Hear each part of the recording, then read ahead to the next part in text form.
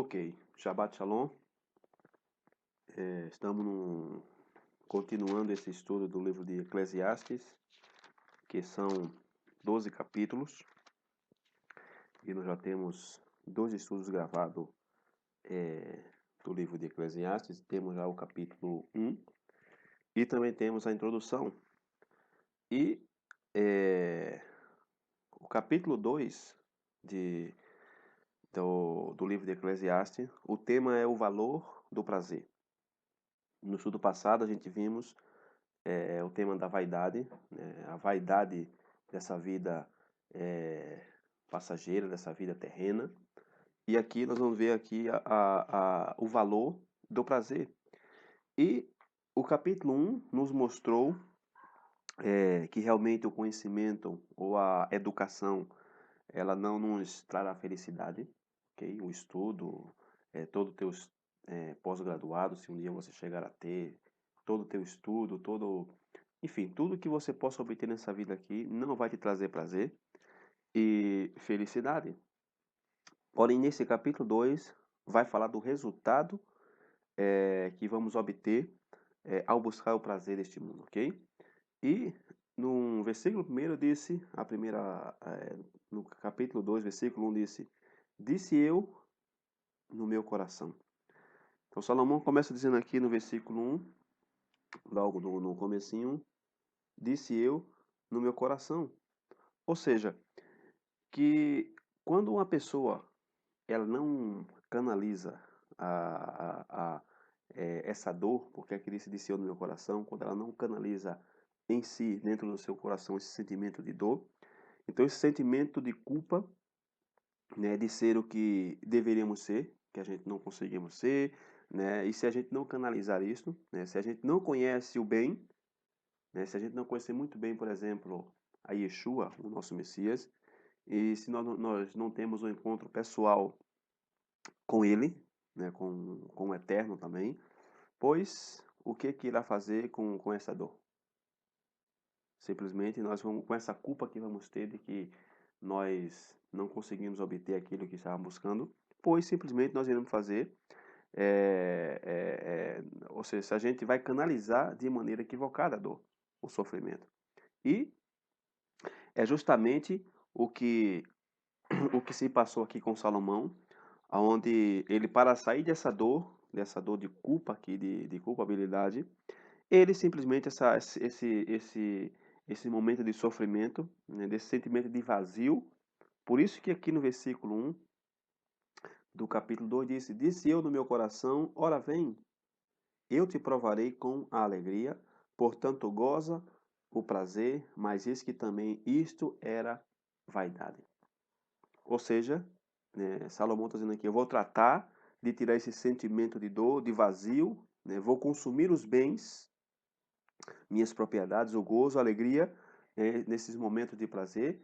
E esse capítulo 2, ok, vai nos falar justamente do vazio, do prazer daqui dessa terra.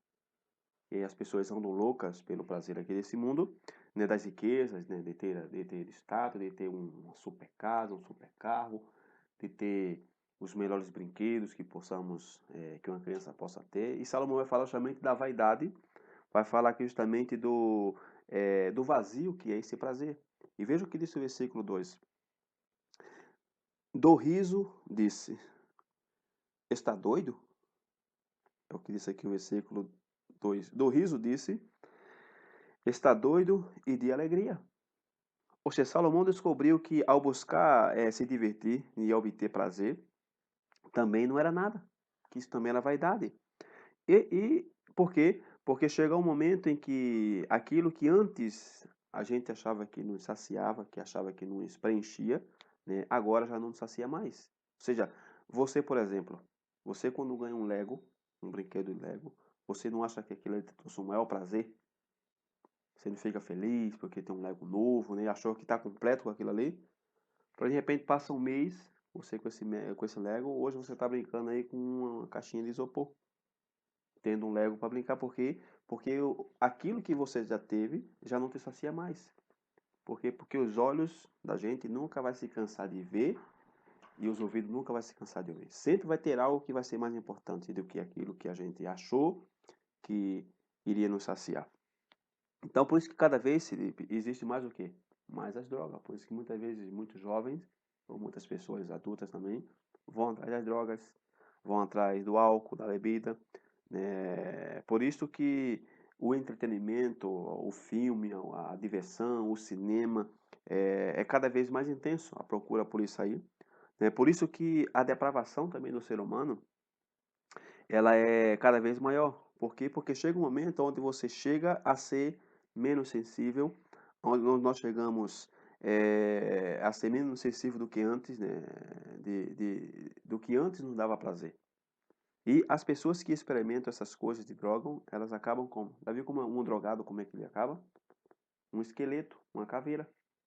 Magro, sujo, mau cheiro, terminam fisicamente muito mal, e aí é quando a pessoa se dá conta de que nada daquilo lhe saciou, de nada daquilo trouxe proveito. Então, isso aqui no versículo 2, do riso disse, está doido? E da alegria de que serve esta. Ou seja, e para nós termos aqui uma ideia da riqueza que tinha Salomão, só para você ter uma noção, a gente ter uma noção da riqueza que tinha Salomão, do que Salomão acumulou, a gente vai aqui buscar o primeiro livro de Reis. Vamos deixar aqui guardadinho o capítulo 2. E vamos buscar aqui 1 Reis. Vamos ao livro de 1 Reis. Só para você ter uma ideia do que é que Salomão tinha. De todos os bens que Salomão ele acumulou. Ok, vamos aqui a 1 Reis. Primeiro livro de Reis, capítulo 4. Ok? E a partir do versículo 22, veja, vai demonstrar aqui a riqueza, ou as riquezas que tinham Salomão. Diz o versículo 22. Preste bem atenção desse. Era, pois, o provimento de Salomão, cada dia, 30 couros de flor de farinha e 60 couros de farinha. Ou seja, que 30 couros de flor de farinha dá mais ou menos 6.600 quilos. Ou seja, é muita flor de farinha. E disse aqui que ele também tinha 60 couros de farinha. 60 couros de farinha dá mais ou menos 13.000 quilos e 200 gramas.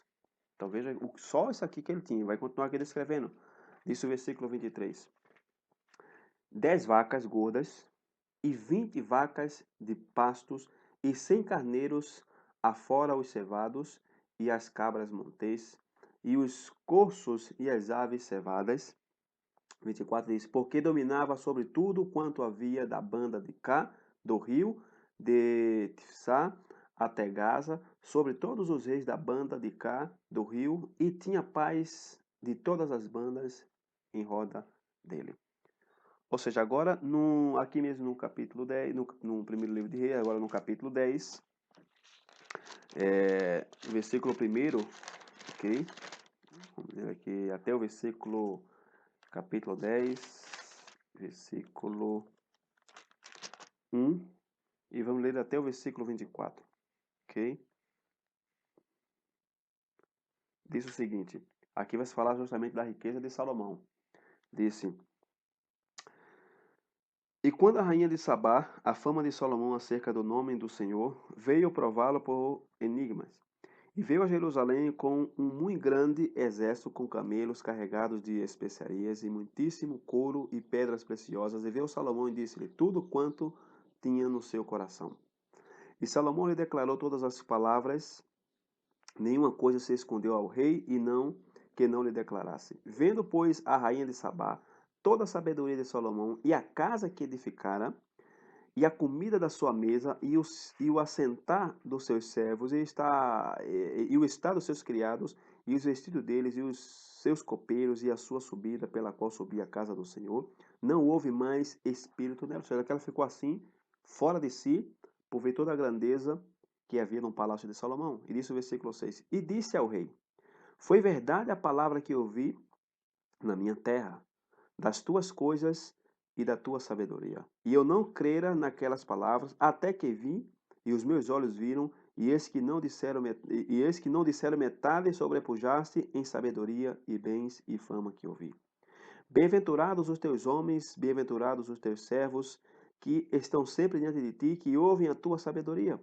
Bendito seja o Senhor Deus, que teve agrado em ti, para te pôr no trono de Israel. Porque o Senhor ama Israel para sempre, e por isso te estabeleceu rei, para fazer juízo e justiça. Eu darei ao rei 120 talentos de ouro e muitíssimas especiarias e pedras preciosas. Nunca veio especiaria em tanta abundância como a que a rainha de Sabá deu ao rei Salomão. Também as naus de Hirão, que de Ofir levaram ouro, trazia de Ofir muitíssima madeira de almugue e pedras preciosas. E desta madeira de almugue fez o rei balaustre para a casa do Senhor e para a casa do rei, como também harpas de aludes para os cantores. Nunca veio tal madeira de almugue, nem se viu até o dia de hoje. E o rei Salomão deu à rainha de Sabá tudo quanto lhe pediu o seu desejo, além de que lhe deu segundo a largueza do rei Salomão. Então voltou e partiu para a sua terra, ela e seus servos. E era, veja aqui, vai declarar a partir do versículo 14 a riqueza de Salomão. Disse: E era o peso do ouro que se trazia a Salomão cada ano 666 talentos de ouro.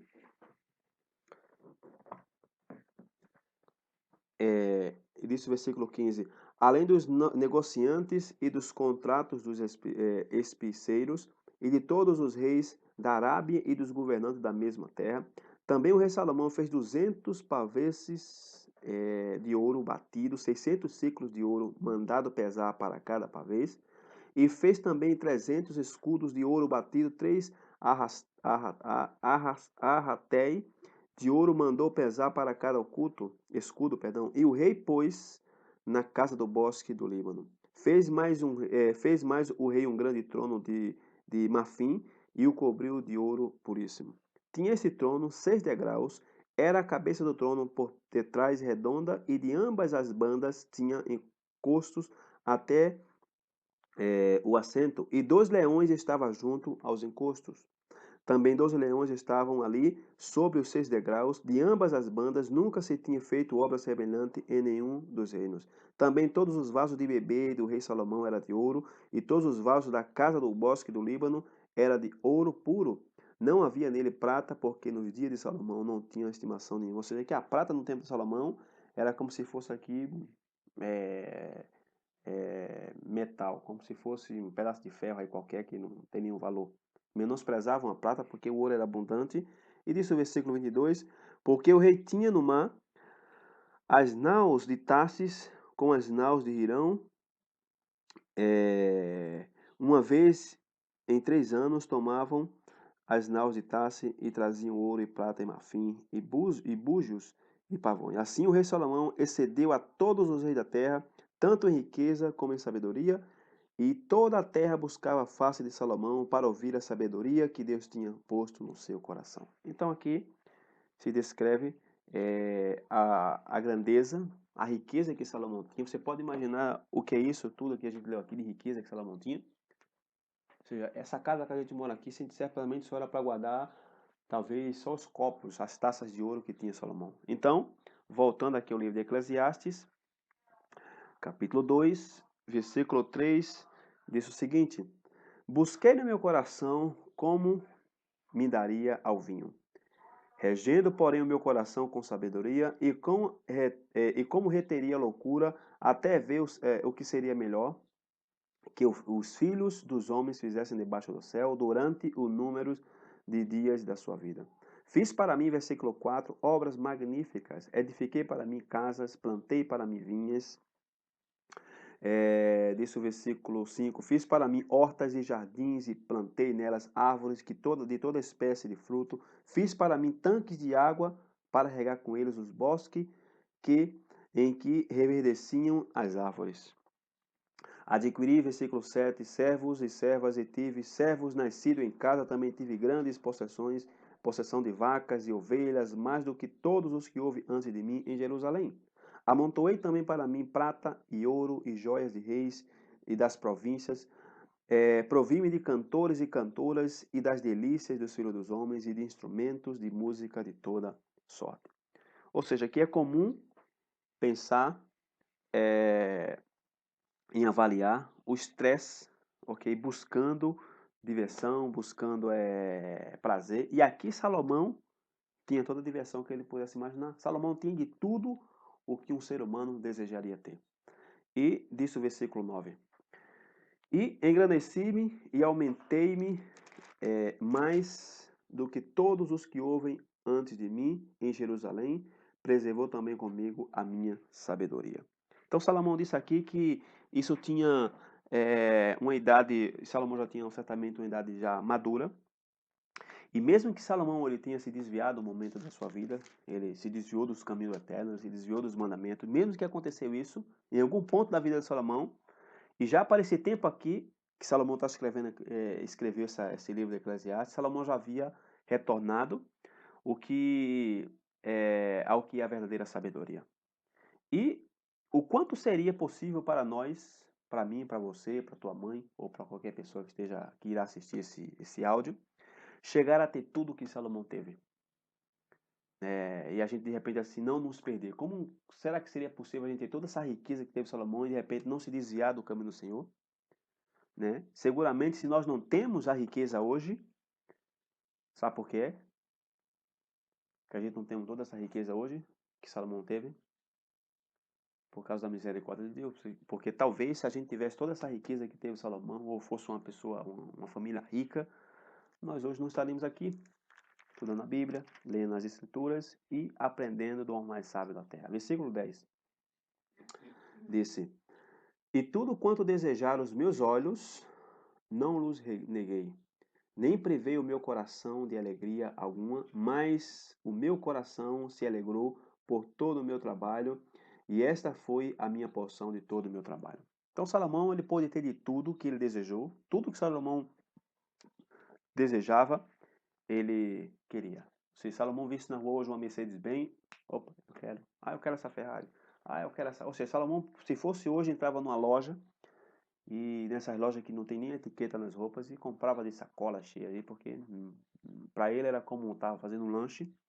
Então, hoje em dia, o dinheiro cada vez mais se transforma em algo virtual. É difícil a gente ver o dinheiro hoje, porque tudo hoje é pela internet, é cartão de crédito, né? Se faz uma transação de maneira eletrônica, ou se você quer transferir uma conta, você não precisa andar muito mais com uma mala cheia de dinheiro, porque se faz a transferência pela internet, é algo virtual. E a maneira em que sabemos a quantidade de dinheiro que nós temos nos bancos, ou seja, nós não, os ricos, porque a gente não tem nada, é pelos zeros, ok? Então, é tão enganoso a questão do dinheiro, da riqueza, Felipe, que isso porque, ou seja, porque quando a pessoa tem muito dinheiro, ela fica confiado que temos todo esse dinheiro aí no banco, né? Porém, o que se passaria se a gente tivesse muito dinheiro no banco aí e de repente chegasse aí um ditador, um governo aí mau e de repente ordenasse que congelasse todas as contas aí no dinheiro e se a gente fosse confiado naquilo que a gente tem no banco? É por isso que a gente, no caso eu também não me preocupo muito em não me apoio no meu trabalho, não me apoio nada disso, porque tudo depende de Deus. Tudo vem da mão do Eterno e a gente tem que estar confiado nele, porque se a gente se confia, por exemplo, no trabalho ou na riqueza que a gente tem, e de repente, se eu perco o trabalho, ou se eu perco a riqueza, em quem eu vou confiar? Porque tudo que vem para mim e para você, tudo que nós comemos, é obra de Deus.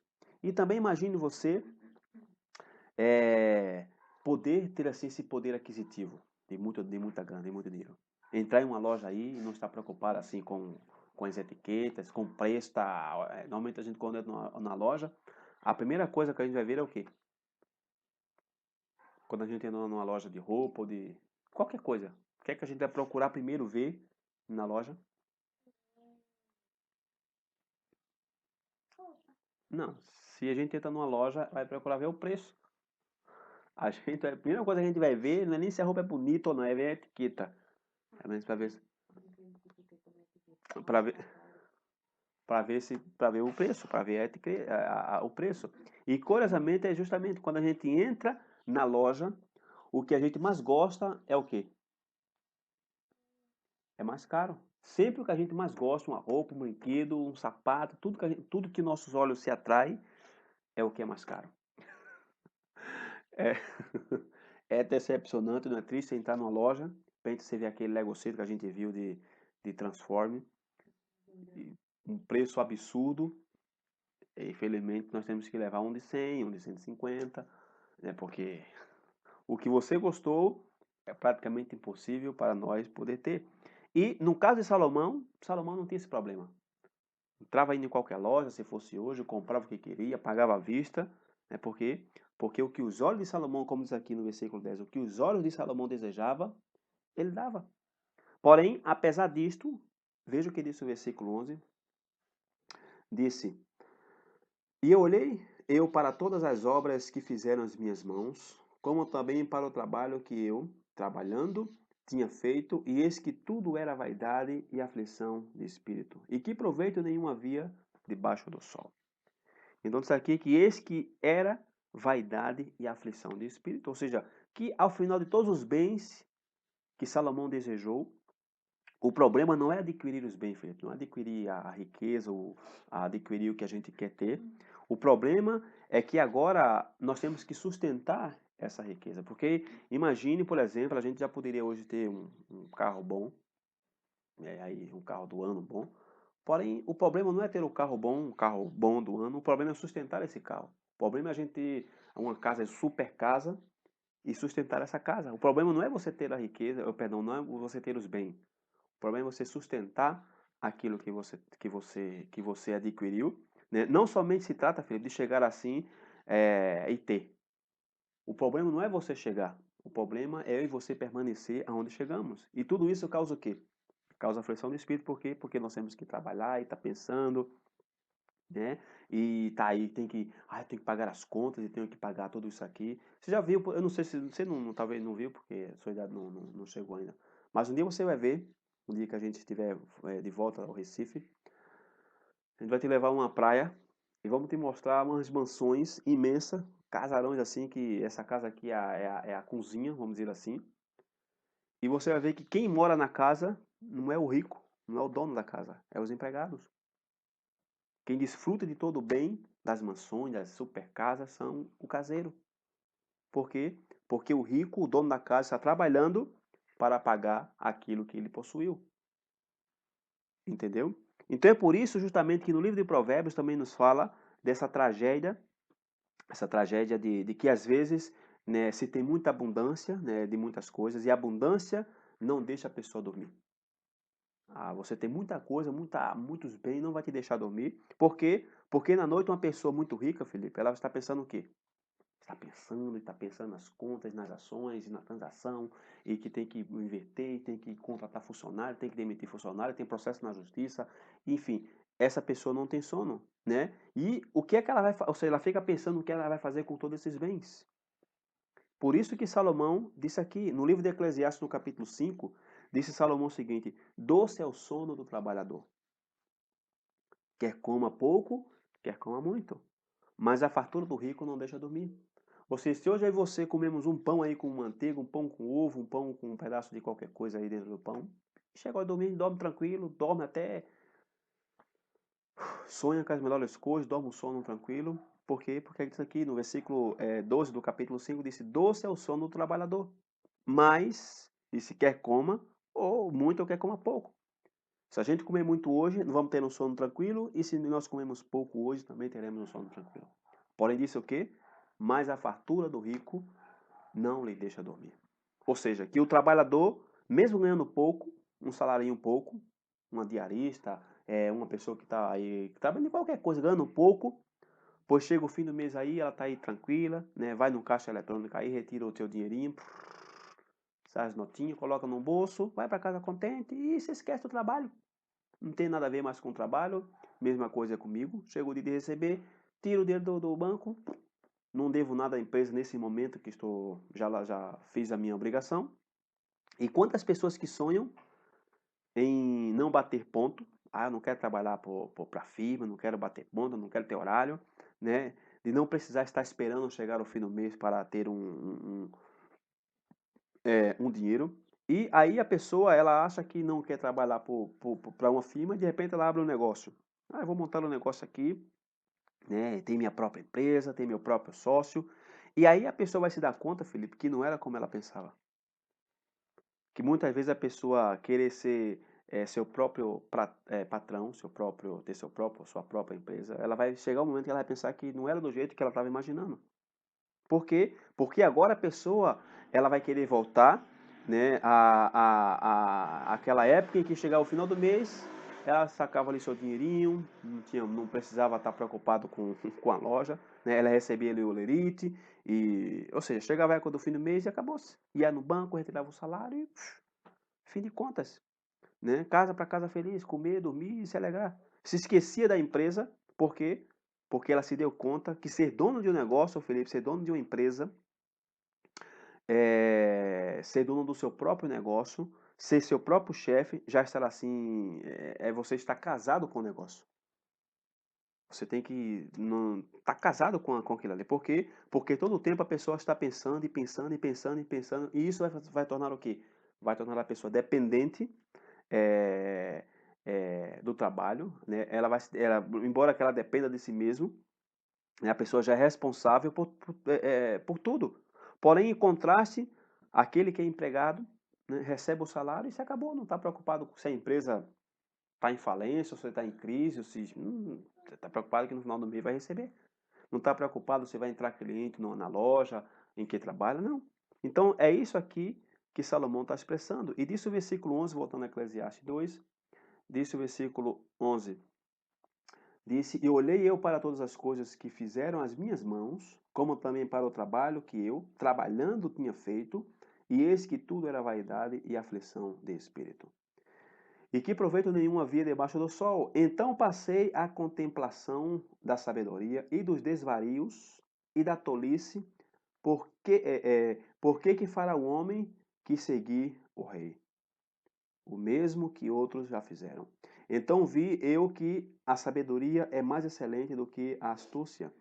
Quanto a luz é mais excelente do que as trevas. Os olhos dos sábios estão na sua cabeça, mas o louco anda em trevas e também então entendi eu que o melhor lhe suceda a todos. Porque, pelo que eu disse no meu coração, como acontece ao tolo, assim me sucederá a mim.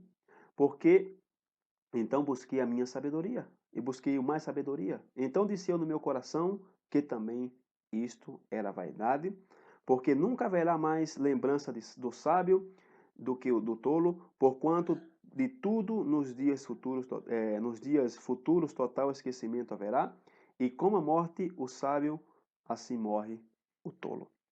Ou seja, que a maioria das pessoas, Felipe, não tem nem sequer ideia de quem foi Salomão. Salomão dizendo aqui que um dia ele vai ser esquecido. Tem pessoas hoje que não sabem quem é Salomão. E se você chegar, por exemplo, na escola aí e perguntar, olha, me diga uma coisa, quem foi o rei Salomão? Hum? E aí você vai se dar conta, através dessa tua pergunta, que a maioria das pessoas nem sabe quem foi o rei Salomão.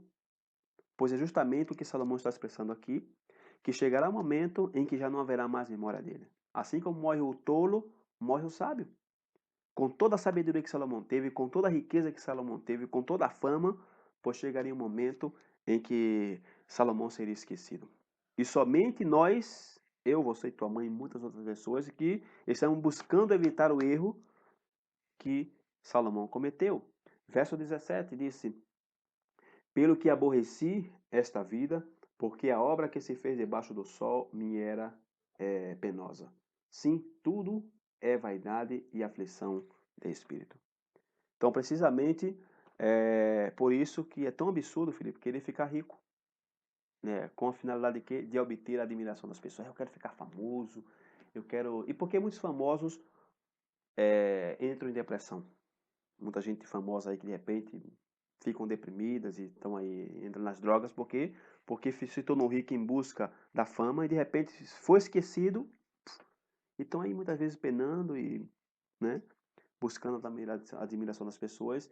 e ninguém a admira mais. Então, aqui Salomão expressa essa tristeza, essa depressão e aflição que é típico entre os ricos, é típico entre os famosos, como resultado de que de uma vida assim louca em busca de quê? De riquezas, de fama, de prazer, de sensação. Agora, qual é o remédio, qual é o antídoto contra isto? Que está aí buscando a sensação, o prazer, a fama. Qual é o antídoto contra isso? Qual é o antídoto contra a depressão? É justamente viver para dar e para dividir com os demais. Se você quer evitar a depressão, Felipe, nós vamos falar um pouco mais na frente. Se você quer evitar ser uma pessoa deprimida, para de pensar em você e pensa nos outros. Passa a ajudar os outros, né, para elas não viverem aquilo que você está vivendo. E no livro de Atos, Atos dos Apóstolos, vamos buscar aqui o livro de Atos, vou ficar aqui com o livro de Eclesiastes, vamos aqui ao Novo Testamento. Livro de Atos, capítulo 20, versículo 35, diz o seguinte, tenho-vos mostrado em tudo que trabalhando assim é necessário auxiliar os enfermos e recordar as palavras do Senhor Yeshua, que disse, mas bem-aventurada coisa é dar do que receber. Ou seja, que uma pessoa deprimida, Felipe, a depressão, sabe de que a depressão é um sintoma? A depressão é um sintoma, Felipe, de você estar pensando somente em você. Quando você só pensa somente em você, em você, em você, em tu, eu, você fica uma pessoa deprimida, né? Somente está pensando nos nossos problemas, que vida difícil, é porque eu não estou assim, é porque está assim, ai que dificuldade, ai que crise. Por quê? Porque está pensando em nossas próprias necessidades. E é por isso que os médicos que trabalham nessa área, os especialistas, eles recomendam às pessoas deprimidas a se ocuparem justamente no que disse aqui Yeshua, a ajudar as outras pessoas. A estar levando aí auxílio, procurando estar ajudando pessoas que... porque deixar de pensar, Felipe, em si mesmo e começar a pensar na necessidade de outras pessoas. Porque se a gente ficar somente pensando assim nos nossos problemas, ai que dificuldade, ai porque eu não tenho um emprego, porque está difícil. Se ficar somente pensando nisso, a gente fica deprimido. Porém, se você começar a ajudar as outras pessoas, sabe o que isso vai acontecer? Você vai ver e vai se dar conta que o teu problema não é tão ruim assim. Que existem pessoas muito piores, com problemas piores do que o meu e você vai falar, uau, eu pensei que eu estava ruim, e tem pessoas piores. É por isso que muitas vezes, e assim eu digo a gente quando está comendo, eu digo a você que nunca diga que não quer essa comida, ai, hoje isso de novo. Por quê?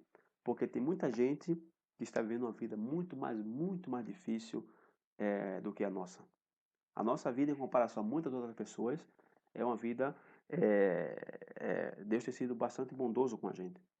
E tem muita gente pior. Então, para você evitar a depressão, se você está deprimido, procura ajudar alguém, porque aí você vai se dar conta de que teu problema não está tão mal assim. A tua situação, Felipe, não está tão mal. Por quê? Porque tem pessoas que estão sofrendo, tem pessoas que estão trabalhando para sair de uma situação difícil, né? E mais, chegará um momento, Felipe, em que você vai se sentir agradecido, vai agradecer a Deus, quando você se dá conta de que tem muita gente, Felipe, vivendo em aflição, em depressão, em penúria, em pobreza, né? Em situações piores do que a nossa.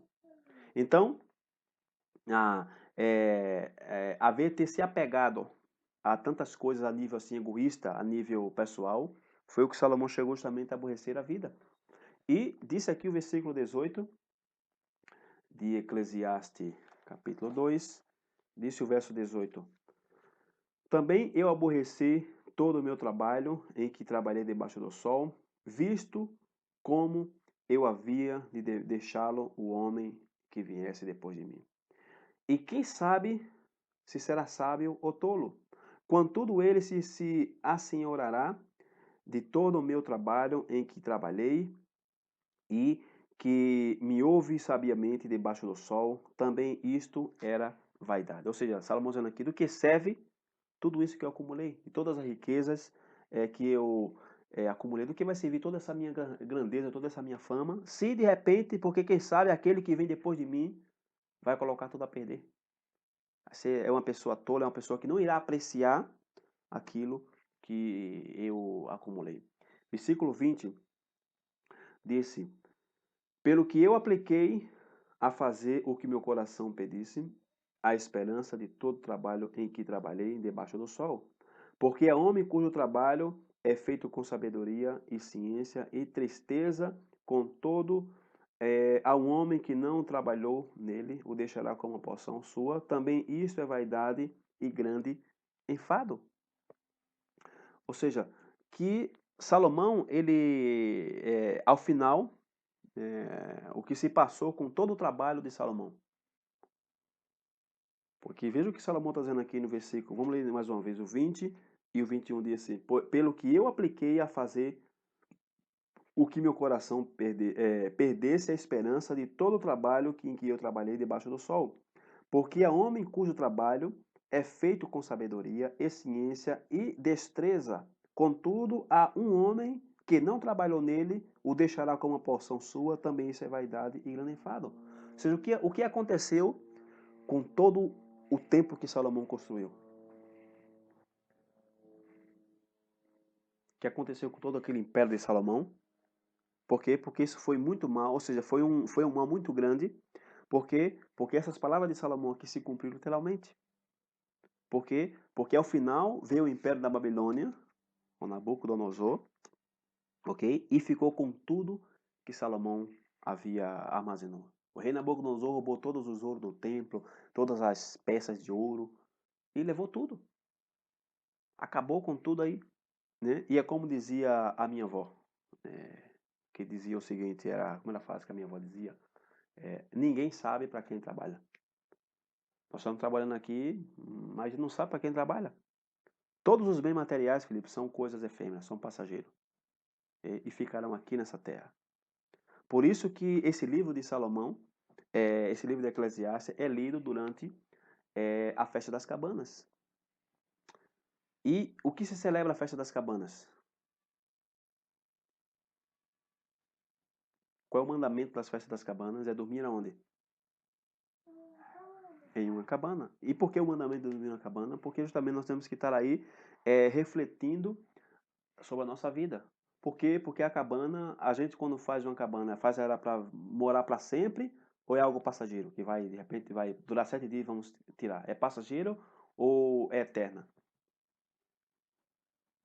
É algo passageiro, porque a cabana é feita para a gente passar 7 dias e a gente tem que estar ali olhando, por isso que é o mandamento está olhando assim as estrelas, está olhando o céu. Por quê? Porque para a gente estar refletindo, Felipe, aí debaixo dessa sucá, dessa cabana, né, refletir em nossa casa, ou seja, não estar pensando aqui no nosso trabalho, aqui minha casa, meu trabalho, e porque eu estou comendo porque trabalhei. Não, nós temos que esquecer isso aí, porque tudo isso aí é efêmero, tudo isso é passageiro, tudo isso aí vai acabar, assim como o teto da cabana é passageiro. Então, assim, também é tudo que nós temos. Então, assim que nós não devemos nos apegar as coisas materiais, temos que aprender a ser como Yeshua falou, olhar para os pássaros do céu, que não acordam felizes, não tem casa, não tem nada, e Deus a sustenta. Temos que aprender a depender do Eterno, né? Nós não devemos nos apegar a tudo, ao que vamos nos acumulando, porque isto é como a neblina, é como a neve que vem e vai embora. A neve não fica aqui para sempre, vem, cai e vai-se embora. Vem por um pouco de tempo e depois se desvanece. Versículo 22 disse: Porque que mais tem o homem de todo o seu trabalho e da fadiga do seu coração, em que ele anda trabalhando debaixo do sol?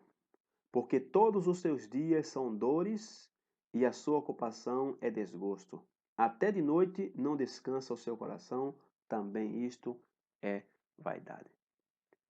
E se não pensarmos em todas as coisas que são passageiras, Felipe, se a gente não ficar pensando nisso aí, que são coisas efêmeras, pois então, todo o tempo, se você ficar pensando na tua riqueza, no teu trabalho, na tua casa, no que você possui, pois isso vai causar o quê?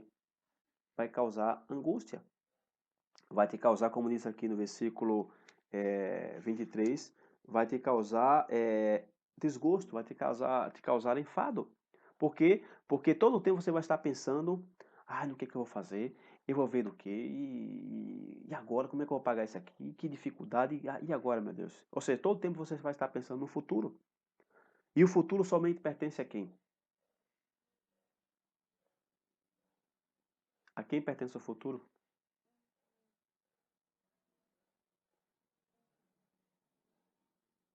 A Deus, ao Eterno.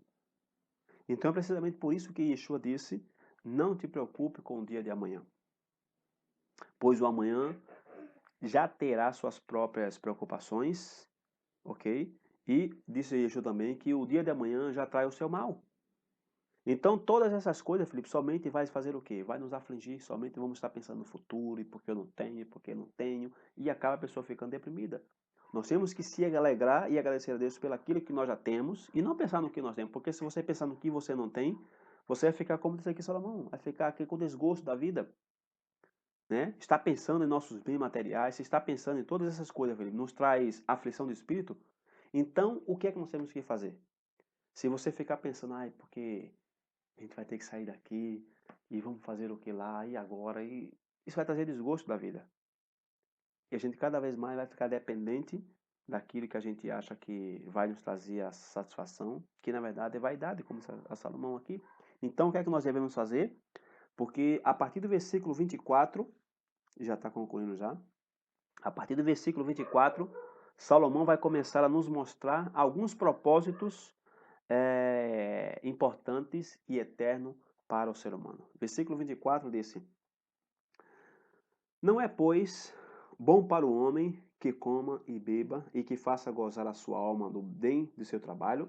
Isso também eu vi que vem da mão de Deus. Veja o que disse o versículo 4, 24, preste bem atenção. Disse: não é bom, pois, para o homem que coma e beba e que faça gozar a sua alma do bem do seu trabalho. Isso também eu vi que vem da mão de Deus.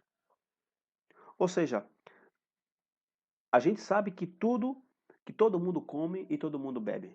Isso aí, qualquer pessoa, bom ou ruim, pobre ou rico, todo mundo come e todo mundo bebe, né? E todo mundo, agora, aqui disse aqui que vem três coisas juntas, ok? Disse aqui no versículo, disse, não é bom, pois, o homem que coma, beba e que faça gozar, ou seja, que se alegre, gozar que tem a ver com se alegrar. Três coisas juntas. Você comer e você beber, ok. Qualquer pessoa come e bebe, qualquer ímpio, qualquer sábio, qualquer tolo, qualquer nécio come e bebe. Porém, ter esses três aqui, comer, beber e se alegrar, né, essas três coisas juntas, Felipe, somente vem da mão de Deus. Somente Deus pode dar. Por quê? Porque somente Deus é quem pode dar a capacidade de não somente comer e beber, senão de comer e beber e estar contente, né, de estar alegre com o que nós fazemos, que é justamente o que a gente sempre tenta fazer aqui, é jantar com alegria, é comer com alegria, sempre grato a Deus, porque isso só vem de Deus, porque muita gente come e bebe, mas não tem alegria, não tem gosto, não tem prazer, não tem satisfação nenhuma. E por quê? Porque disse o versículo 25, porque quem pode comer ou quem pode gozar melhor do que eu? E essa é uma pergunta muito sábia aqui de Salomão. É uma pergunta muito importante, porque tem a ver que nós nos preocupemos com nós mesmos. E veja o que diz o verso 25. Porque quem pode comer ou quem pode gozar melhor do que eu? Ou seja, por quê? Porque se você e eu nós não nos cuidamos, Felipe, de nós mesmos, pois quem vai poder fazer isso por nós? Quem é que vai cuidar de mim e de você?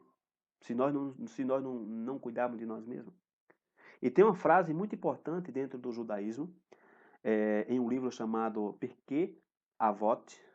Pirkei Avot significa a sabedoria dos pais. É um livro do judaísmo. E é um livro esse livro de Pirkei Avot é um livro como que de conselhos judeus, né, dos conselhos dos judeus antepassados, dos pais antepassados, dos antepassados. E tem uma frase no capítulo 1 desse livro chamado Pirkei Avot que disse assim, preste bem atenção na frase, disse, se eu não for por mim, quem será por mim? E se estou apenas para mim, o que sou eu? E se agora quando? Essa é a frase que disse no Pirkei Avot. Se eu não for por mim, quem será por mim? E se eu estou apenas por mim, o que sou eu? Se não agora, quando? E essa é uma frase muito sábia, é uma frase que há muitos comentários de rabinos acerca dessas três palavras que aparecem nessa frase, né, que rabinos ao longo da história têm assim falado dessa frase, que disse: se eu não for por mim, quem será por mim? E se eu estou apenas por mim, o que sou eu? Ou seja, que quando diz aqui na primeira parte da frase, se eu não for por mim, quem será por mim? O que significa isso? Se eu não for por mim, quem será por mim? O que será que isso significará? Porque, em outras palavras, sabe o que está dizendo aqui essa frase? Que não devemos colocar as nossas expectativas em outras pessoas, Felipe. Tanto a nível espiritual, quanto a nível físico. Não devemos estar colocando expectativa em outras pessoas, né? Temos que ser dependentes, não temos que ser dependentes de homens, nós temos que depender de Deus. Não devemos estar colocando nossas expectativas, por exemplo, num trabalho, e que fulano vai me arrumar um emprego, e que... Não. A nossa expectativa tem que estar em Deus, porque somente Deus é quem pode fazer. Nós temos que ser dependentes de Deus. Ou seja, nós não devemos estar esperando de ninguém, nada de ninguém. Ok? Nunca dependa dos outros, que os outros vão te ajudar, e de que os outros vão estar assim te ajudando no teu bem-estar espiritual. Não dependa disso, né? Nós não temos que depender de ninguém, somente de Deus.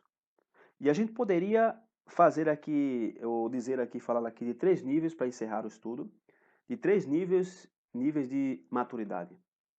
E o nível mais baixo, Felipe, de maturidade é é uma pessoa que é dependente. Esse é o nível mais baixo de uma pessoa que tem uma pessoa imatura é uma pessoa dependente. Uma pessoa dependente, Felipe, é alguém que todo tempo está esperando de alguém, que nunca se move, que nunca faz nada, né? Que sempre espera, depende que os outros resolvam o seu problema, né? E sabe qual é a palavra favorita de uma pessoa dependente? É tu, é você. Sempre vai estar dizendo você, e você é esse pronome pessoal de tu, você, porque você me alimenta, e tu me sustenta, e tu me ajuda, e tu me guia, e tu me instrui, e tu me ensina. Ou seja, uma pessoa assim é como um bebê.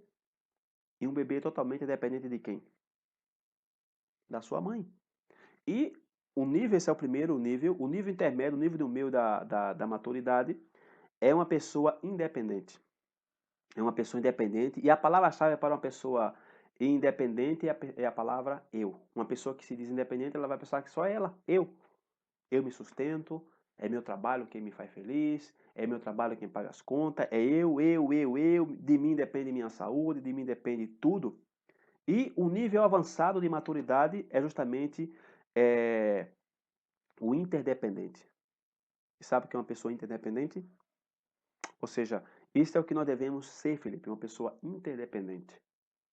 Porque se a gente entender que definitivamente que de mim depende, que eu não vou estar aí dependendo dos outros, ter expectativas é, de outras pessoas, porém nós devemos também estar assim conscientes que se a gente quer construir alguma coisa, nós precisamos de quê? De um trabalho em equipe, ok? E Deus nos criou para quê? Para que Deus criou o ser humano? Para amar uns aos outros. E a frase que disse aqui nessa frase do Pirkei Avot, que disse: se eu não for por mim, quem será por mim? Ou seja, a princípio devemos tomar a responsabilidade sobre nossa vida. E o número dois é que a gente não tem que cair no extremo de somente eu e eu. Porque isso é o que expressa a frase seguinte dessa frase do Pirkei Avot, que disse: se eu estou apenas para mim, quem sou eu? Se somente pensar em mim, em mim, em mim, em mim, pois quem sou eu? Se você pensa só em você, em você, em você, então quem é você? Uma pessoa que pensa em si só é o quê?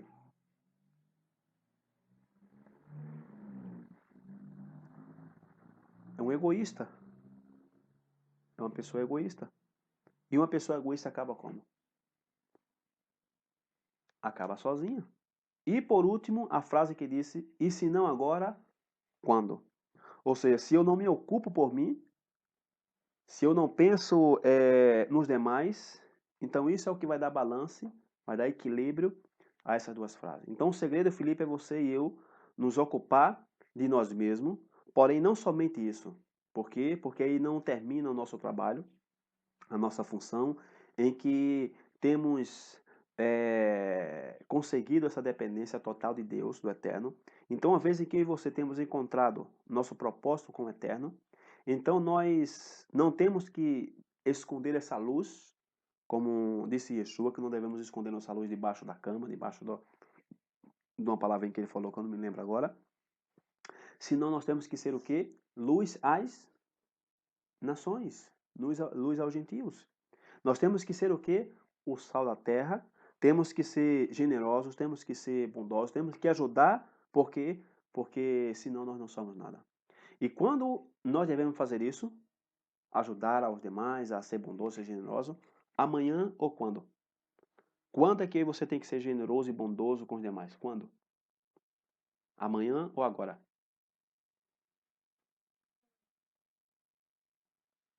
Agora. Por quê? Porque cada dia nós devemos alimentarmos de quê? Tanto fisicamente como espiritualmente. Todos os dias nós precisamos comer tanto a comida física como a comida espiritual. E não podemos deixar isso para amanhã, pois que quase todo dia nós estamos assim, sempre, eu particularmente, sempre com a Bíblia e sempre procurando fazer um estudo, sempre querendo fazer algo com você ou com a tua mãe com respeito aos estudos. Por quê? Porque nós devemos nos alimentar tanto fisicamente como espiritualmente. E nós não podemos deixar para amanhã. Por quê? Porque cada dia que nós não fazemos, e esse dia que a gente não fez, foi um dia desperdiçado. Cada dia perdido, Felipe, que a gente tem na vida, a gente um dia vai dar conta a Deus. E uma frase típica da inclinação ao mal, que se chama da Yetzer Hará, da inclinação ao mal do ser humano, é justamente amanhã, ok? E hoje eu não tive tempo de estudar, hoje eu não tive tempo de participar do estudo, de estudar a Bíblia, porque eu trabalhei muito, eu me ocupei muito a minha mente, eu não tive tempo. Porém, amanhã eu faço. E quantas vezes eu particularmente já disse isso a você? Olha, vamos começar amanhã isso, e vamos começar amanhã a fazer um estudo tal assim, e... Por quê? Porque essa é uma palavra típica da nossa Yetzirah. Quantas vezes eu já disse coisas que iríamos fazer junto e não fizemos? Disse amanhã, Felipe, amanhã a gente começa. Quantas vezes? E conclui o capítulo 2 de Eclesiastes dizendo: porque ao homem que é bom diante dele, dá Deus sabedoria e conhecimento e alegria, mas ao pecador dá trabalho para que ele ajunte e amontoe e o dê ao bom perante a sua face. Também isto é vaidade e aflição de espírito. Então esta é a conclusão desse capítulo 2. E se finalmente tudo vai se passar, Felipe, tudo vai ficar por aqui mesmo, então para o que nós devemos nos apegar tanto às coisas materiais? Se tudo isso vai passar aqui nessa terra, então para que a gente vai nos preocupar tanto em estar buscando as coisas que vão passar? Né? Se vão ficar por aqui mesmo? E quem sabe, Felipe, toda a nossa vida nós já estivemos assim nos esforçando e nos esforçando para alcançar nossas metas, para alcançar algo que a gente está desejando ter. E quem sabe nós nos levantamos assim, por exemplo, de repente nos tornamos temos nosso próprio negócio, uma grande empresa, ok? E ao final de tudo, a gente não vai ter tempo nem para desfrutar. Então, que proveito tem isso? O que adianta a gente ter ser dono do próprio negócio aí e não ter tempo nem para desfrutar nada? Então, isso realmente é vaidade, isso é aflição de espírito. E por quê? Porque logo ao morrer, pode acontecer que se você de repente ajuda um grande negócio, você monte um império, uma empresa, e de repente você não teve tempo para desfrutar de tanto trabalho que você se empenhou para ter essa empresa, e você morreu, e de repente vem alguém aí, uma pessoa nessa, um tolo, um filho teu, um descendente teu, venha e termine com tudo o que nós construímos, né, com tanto esforço. Então, será então que nesses momentos, Deus nos permite ter bens e para que nós desfrutamos, né? E não estar assim sempre pensando em obter cada vez mais e mais e mais e mais, né? Como se nunca fôssemos morrer. Ou seja, não adianta você estar preocupado em querer ter tantas coisas e aí bem, e aí etc. Isso, eu quero aquilo, se você um dia vai morrer. Porque se fosse assim, seria preferível que, desde agora, Felipe, nós nos transformemos em pessoas agradecidas a Deus pelo aquilo que nós temos. E se finalmente Deus vai te dar o gozo, vai te dar a alegria, a mim e a você, se vai suprir, né, as nossas necessidades, se Deus vai se deleitar com aqueles que lhe agradam, então será melhor o quê? Buscar agradar a Deus, ok? Com todo o nosso coração e com todo o nosso entendimento. Então, que o Eterno nos ajude, que o Eterno nos abençoe e que o Eterno nos permita estar sempre gratos e conscientes de que tudo nessa vida aqui será passageiro e o que será eterno é investir no reino dos céus. Amém.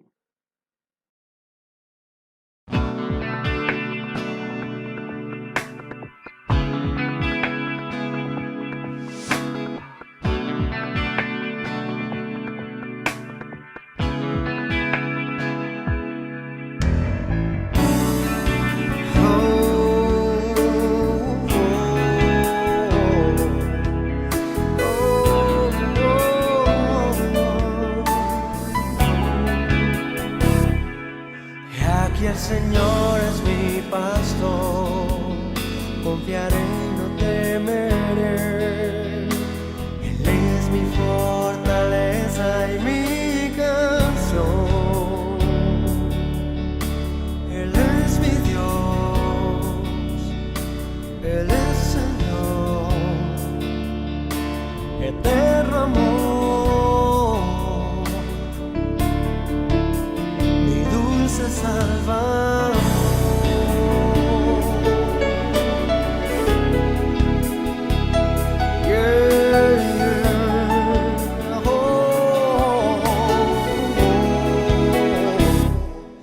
Te daré gracias, mi Señor, tu nombre invocaré, cantaré alabanzas a mi Rey. Con júbilo diré y gritaré a Sion, grande es en ti el Santo de Israel. Caminaremos en tu luz, porque de Sion saldrá la ley y de Jerusalén palabra del Señor. Venid naciones y subid al monte del Señor, a la casa del Dios de Jacob.